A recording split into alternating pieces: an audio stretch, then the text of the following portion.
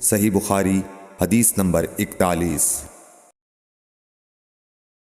حضور اکرم صلی اللہ علیہ وآلہ وسلم نے ارشاد فرمایا کہ جب ایک بندہ مسلمان ہو جائے اور اس کا اسلام عمدہ ہو، یقین و خلوص کے ساتھ ہو، تو اللہ اس کے گناہ کو جو اس نے اس اسلام لانے سے پہلے کیا معاف فرما دیتا ہے، اور اب اس کے بعد کے لیے بدلہ شروع ہو جاتا ہے، یعنی ایک نیکی کے عوض 10 گناہ سے لے کر 700 گناہ تک ثواب، اور ایک برائی کا اسی برائی کے مطابق بدلہ دیا جاتا ہے، مگر یہ کہ اللہ تعالیٰ اس برائی سے بھی درگزر کرے اور اسے بھی معاف فرما دے، یہ بھی اس کے لیے آسان ہے۔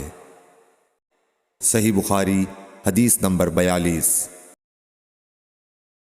رسول اللہ صلی اللہ علیہ وسلم نے فرمایا کہ تم میں سے کوئی شخص جب اپنے اسلام کو عمدہ بنا لے، یعنی نفاق اور ریا سے پاک کر لے، تو ہر نیک کام جو وہ کرتا ہے اس کے عوض 10 سے لے کر 700 گناہ تک نیکیاں لکھی جاتی ہیں، اور ہر برا کام جو کرتا ہے تو وہ اتنا ہی لکھا جاتا ہے جتنا کہ اس نے کیا ہے۔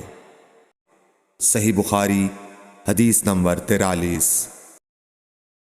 رسول اللہ صلی اللہ علیہ وسلم ایک دن حضرت عائشہ رضی اللہ تعالی عنہا کے پاس آئے۔ اس وقت ایک عورت حضرت عائشہ رضی اللہ تعالی عنہا کے پاس بیٹھی تھی۔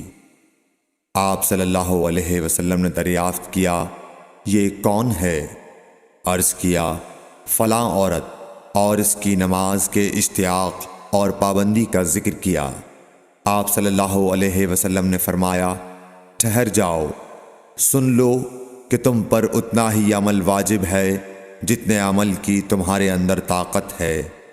اللہ کی قسم، ثواب دینے سے اللہ نہیں اکتاتا، مگر تم عمل کرتے کرتے اکتا جاؤ گے، اور اللہ کو دین کا وہی عمل زیادہ پسند ہے جس کی ہمیشہ پابندی کی جا سکے، اور انسان بغیر اکتائے اسے انجام دے۔ صحیح بخاری حدیث نمبر 44۔ رسول اللہ صلی اللہ علیہ وسلم نے فرمایا، جس شخص نے لا الہ الا اللہ کہہ لیا اور اس کے دل میں جو برابر بھی ایمان ہے، تو وہ ایک نہ ایک دن دوزخ سے ضرور نکلے گا، اور دوزخ سے وہ شخص بھی ضرور نکلے گا جس نے کلمہ پڑھا اور اس کے دل میں گیہوں کے دانے برابر خیر ہے، اور دوزخ سے وہ بھی نکلے گا جس نے کلمہ پڑھا اور اس کے دل میں ایک ذرہ برابر بھی خیر ہے۔ صحیح بخاری حدیث نمبر 45۔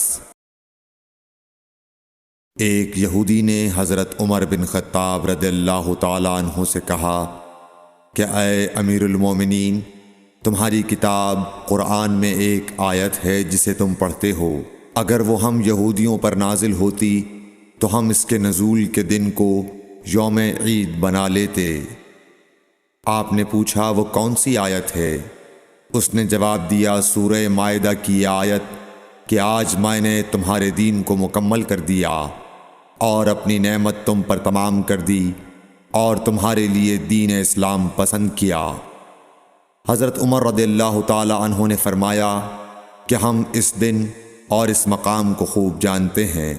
جب یہ آیت رسول اللہ صلی اللہ علیہ وسلم پر نازل ہوئی، اس وقت آپ صلی اللہ علیہ وسلم عرفات میں جمعے کے دن کھڑے ہوئے تھے۔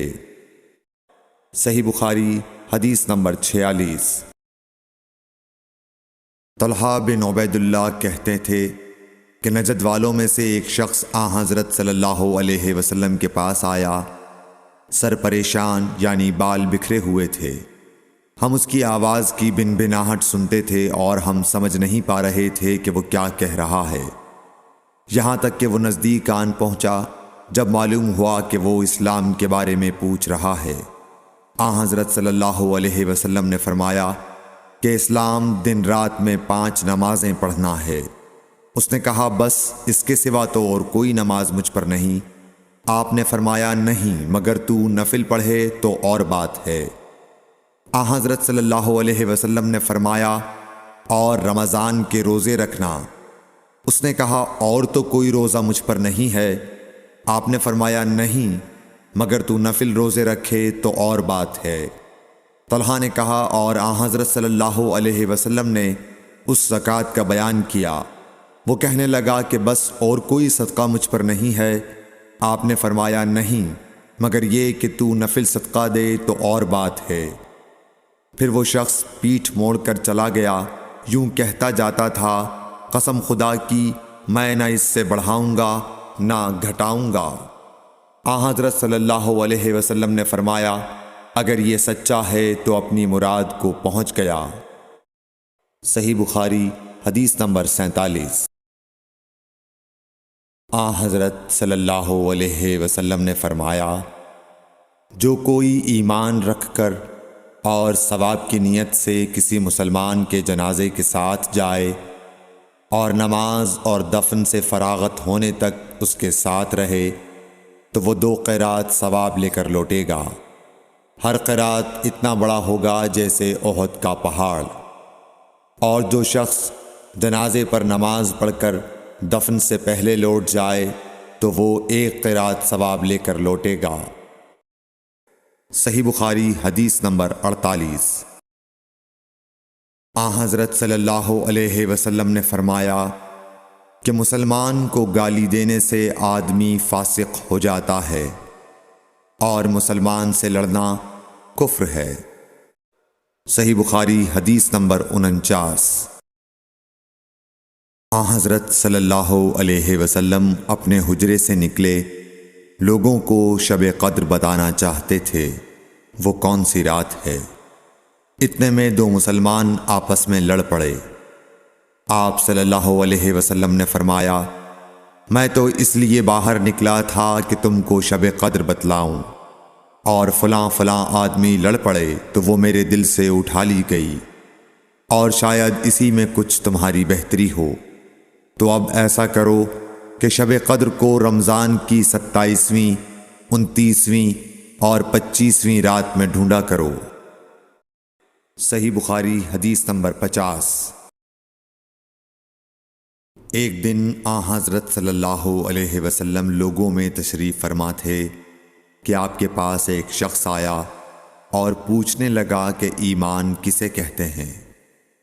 آپ صلی اللہ علیہ وسلم نے فرمایا کہ ایمان یہ ہے کہ تم اللہ پاک کے وجود اور اس کی وحدانیت پر ایمان لاؤ، اور اس کے فرشتوں کے وجود پر، اور اس اللہ کی ملاقات کے برحق ہونے پر، اور اس کے رسولوں کے برحق ہونے پر، اور مرنے کے بعد دوبارہ اٹھنے پر ایمان لاؤ۔ پھر اس نے پوچھا کہ اسلام کیا ہے؟ آپ صلی اللہ علیہ وسلم نے پھر جواب دیا کہ اسلام یہ ہے کہ تم خالص اللہ کی عبادت کرو اور اس کے ساتھ کسی کو شریک نہ بناؤ، اور نماز قائم کرو، اور زکوٰۃ فرض ادا کرو، اور رمضان کے روزے رکھو۔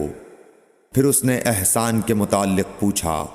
آپ صلی اللہ علیہ وسلم نے فرمایا احسان یہ ہے کہ تم اللہ کی عبادت اس طرح کرو گویا تم اسے دیکھ رہے ہو۔ اگر یہ درجہ نہ حاصل ہو تو پھر یہ تو سمجھو کہ وہ تم کو دیکھ رہا ہے۔ پھر اس نے پوچھا کہ قیامت کب آئے گی؟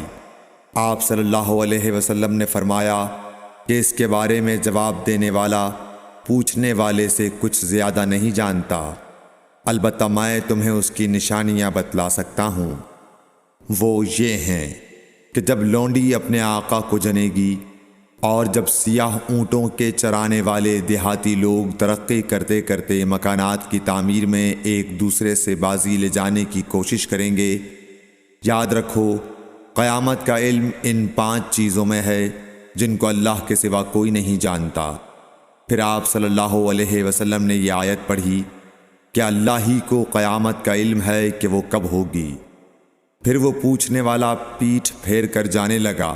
آپ نے فرمایا کہ اسے واپس بلا کر لاؤ۔ لوگ دوڑ پڑے مگر وہ کہیں نظر نہیں آیا۔ آپ صلی اللہ علیہ وسلم نے فرمایا کہ یہ جبرائیل علیہ السلام تھے جو لوگوں کو ان کا دین سکھانے آئے تھے۔